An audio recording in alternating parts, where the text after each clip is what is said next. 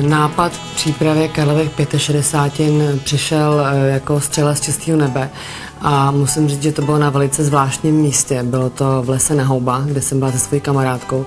Nakonec žádný houby nebyly, byly jenom borůvky, ale věřím, že to byl krásný koncert. Já jsem poslední roky svoje jubileum nějak neslavil, protože není taky o co stát. Když je člověku nad 50, už by neměl moc slavit. Měl by se jenom radovat prostě z každého roku, který přežije.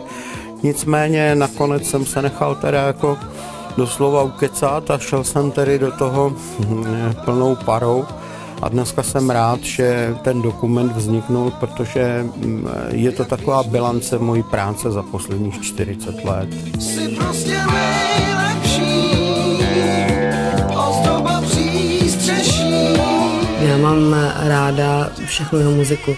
I když ono to může ode mě vypadat někdy tak neupřímný, jako že bych to měla mít ráda z povinnosti, prostě, protože to je můj muž, ale já jsem na jeho muzice samozřejmě vyrostla a hlavně dneska mám tu neuvěřitelnou možnost sedět mnohdy ve studiu a dívat se, jak to všechno vzniká. A to je, myslím, že to je krásný pocit. Já jsem to poprvé zažila, když Karel skládal Drákulu, když trávil dny a noci ve studiu a já jsem byla těhotná a kopala mi dítě v břiše, tak to byl takový neuvěřitelně krásný pocit, jako takového souznění harmonického nejenom rodiny, ale i s tou prací. Jako, a to byly jedna z mých nejkrásnějších vzpomínek vlastně na Karlovu tvorbu.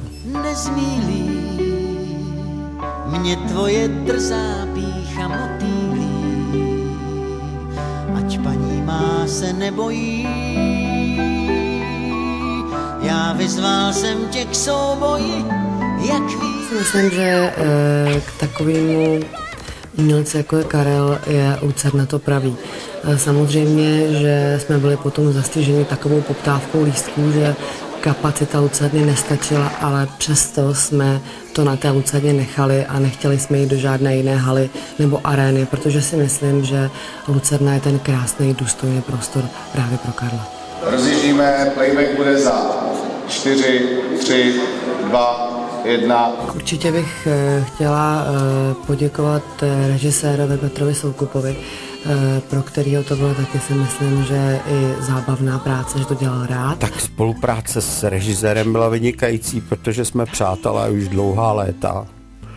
A myslím si, že on je jeden z takových 3 profesionálů v tomto státě, kteří jsou schopni udělat velkou akci.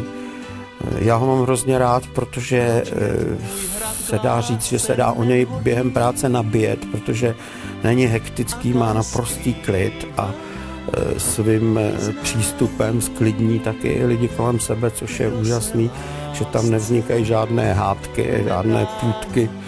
Je to prostě profesionál v pravém slova smyslu.